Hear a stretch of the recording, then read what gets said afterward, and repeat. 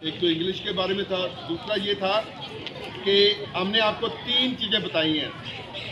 ایک وہ بچے ہوتے ہیں، یعنی 3 سات ہم نے آپ کو بتائے ہیں، سین تے سات، سین تے سات، سین تے سات۔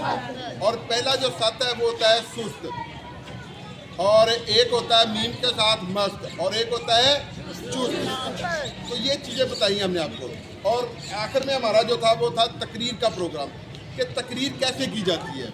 تقریر کے لیے سب سے پہلے تو آپ کے ذہن میں وہ مواد ہونا چاہیے جو آپ نے یہاں پہ آ کے اپنے بچوں کو بتانا ہے، ٹھیک ہے۔ اور یہ آپ کے ہاتھ جو ہیں یہ ہلنے چاہیے۔ اگر آپ کے ہاتھ یہاں پہ ساکت ہوں گے، آپ کے چہرے پہ کوئی تاثر نہیں ہوگا، تو آپ تقریر میں پورا نہیں اتر سکتے۔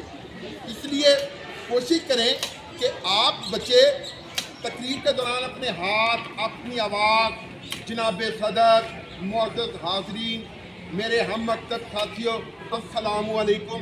آج مجھ ناچیز کو جس موضوع پر تقریر کرنی ہے اس کا عنوان ہے میرے استاد محترم جناب صدر۔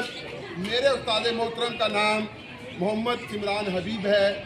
وہ بہت پڑھے لکھے انسان ہیں، وہ بہت شفیق انسان ہیں، وہ ہمیں بڑے پیار سے، بڑے خلوص سے پڑھاتے ہیں اور اس قابل بنا دیتے ہیں کہ ہم دوسروں کے سامنے جا کے کھڑے ہو سکے۔ تو اس لیے جو استاد ہوتا ہے وہ قوم کا معمار ہوتا ہے، وہ قوم کا محسن ہوتا ہے، اور جو قوم اپنے اساتذہ کی عزت اور احترام نہیں کرتی وہ کبھی بھی سرخرو نہیں ہو سکتی۔ اس لیے اگر آپ چاہتے ہیں کہ آپ زندگی میں کچھ بن سکیں، کچھ اچھا کر سکیں، تو اس کا جو پہلا کام ہے وہ ہے احترام استاد۔ اپنے ٹیچر کا احترام کریں، رسپیکٹ اپنے اساتذہ کو دیں، اور یاد رکھیں success is never without a teacher, success is never without a teacher. کامیابی استاد کے بغیر کبھی نہیں۔ شکریہ۔